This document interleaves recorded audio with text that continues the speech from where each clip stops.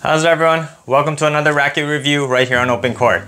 I'm Kent, and today I'm testing a racket that I didn't even know was coming out this year, but I found out about it recently because my friend demoed it and I finally got my hands on it. So today I am trying out the new Wilson Blade 98 version 9. Let's check it out.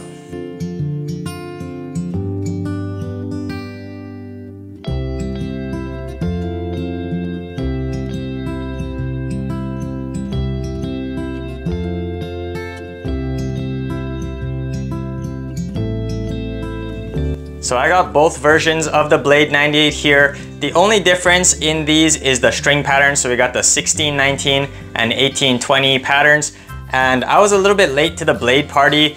I tried a few of the older K-Blade models, but I haven't really used the Blade since the countervail version.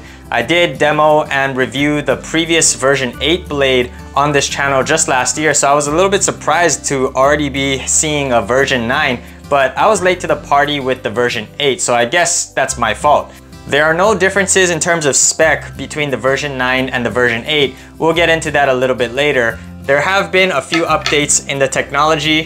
First of all, the new version 9 Blade features something called stable feel. And according to Wilson, it's supposed to create a firmer feel and increase stability to feel more connected to the ball.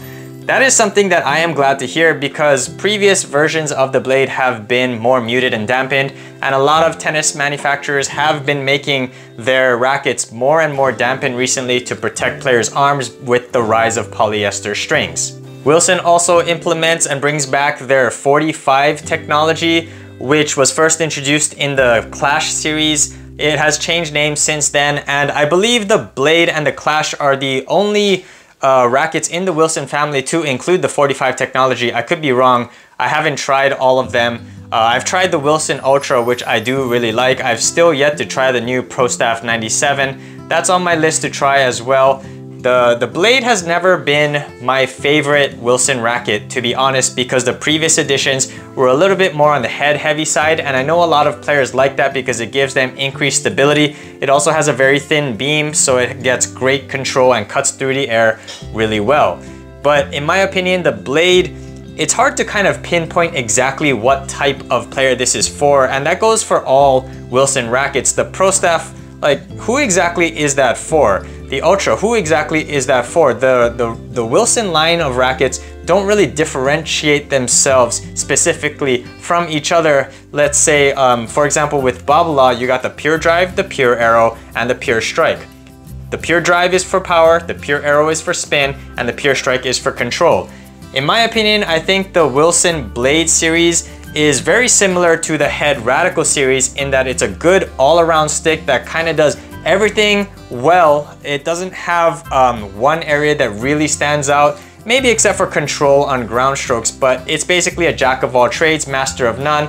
With that said, the Blade series has been very popular, and a lot of players, pro players also endorse the Blade. All right, so I got both versions, the 1619 and the 1820. Let's take a look at the specs. Here they are. They're pretty much the same straight across the board, 98 square inches, 305 gram unstrung weight, 32 centimeter balance. I wish the balance was a little bit more on the head light side, but the beam is really thin. So that actually lets the racket cut through the air. It's very aerodynamic. So I had a little bit of problems serving with the previous edition because it was very head heavy and sluggish. But let's get on the court and let's test out these Blade 98s version 9.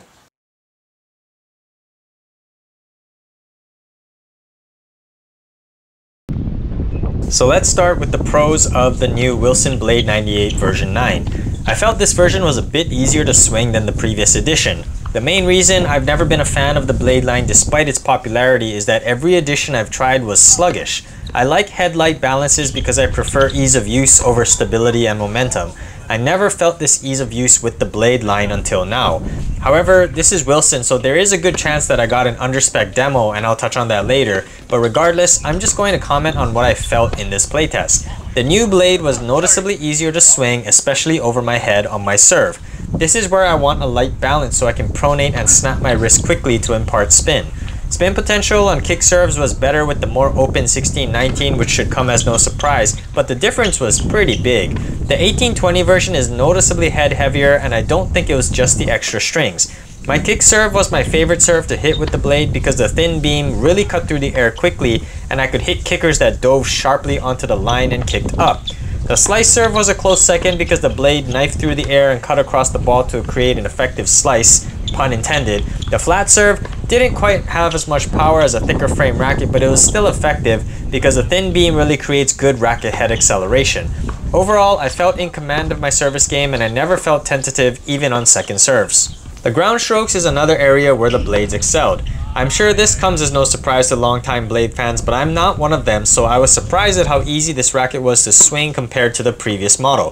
The 1820 version had a lower launch angle, but not by much. The 1619 actually has a pretty tight pattern, so I didn't struggle with the trajectory. My returns were on point and I could find the baseline really easily with my aggressive returns. The thin beam allowed the blade to cut through the air nicely and I never caught the return late. I did catch it a bit early at times though, but this happened mostly when I was taken off guard by a wide serve.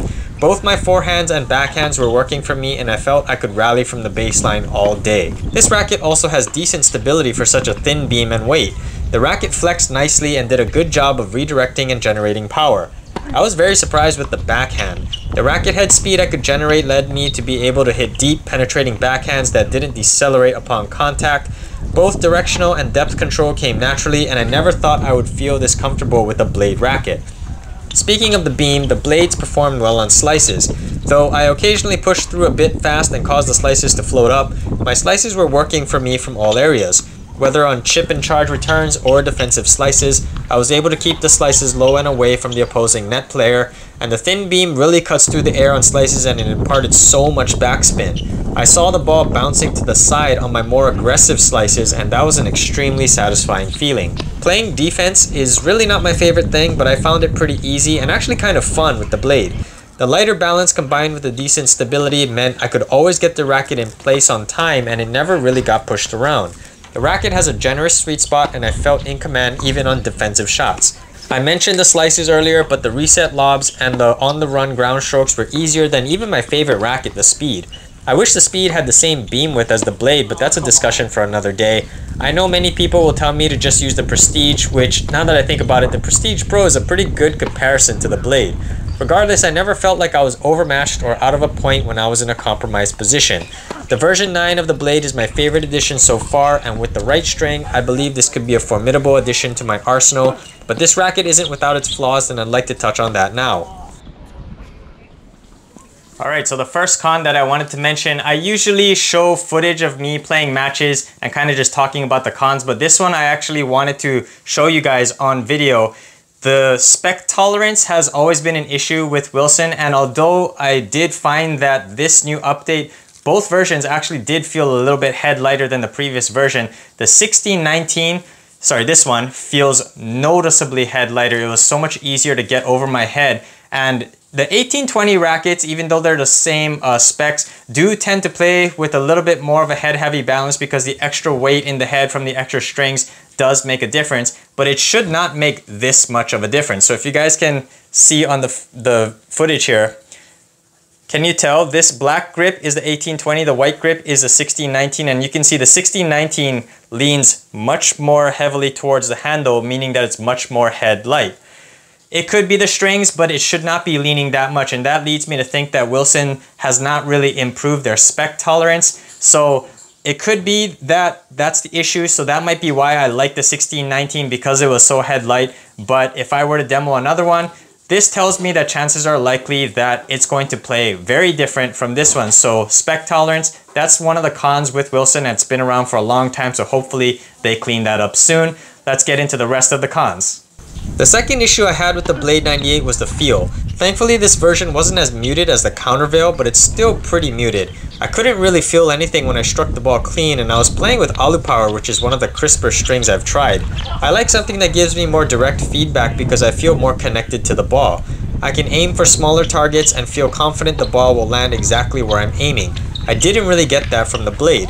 From the baseline, the awesome control meant I could still go for corners and sidelines, but it was up at net where my touch game really suffered. I had difficulty judging the height on drop shots and lobs.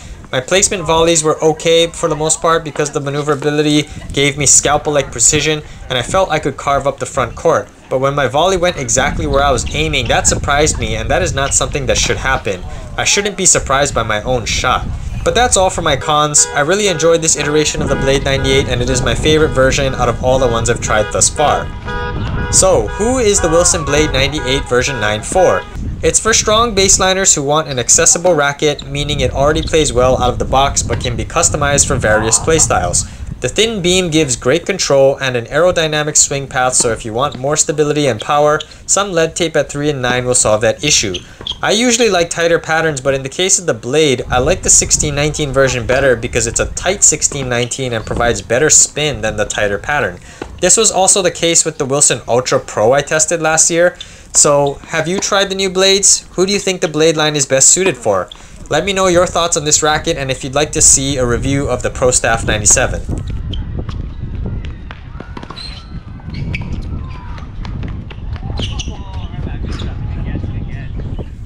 Thank you for watching this review of the new Wilson Blade 98 version 9 right here on Open Court. If you guys like this content, be sure to overhead smash that like and subscribe button, and I'll see you on an Open Court.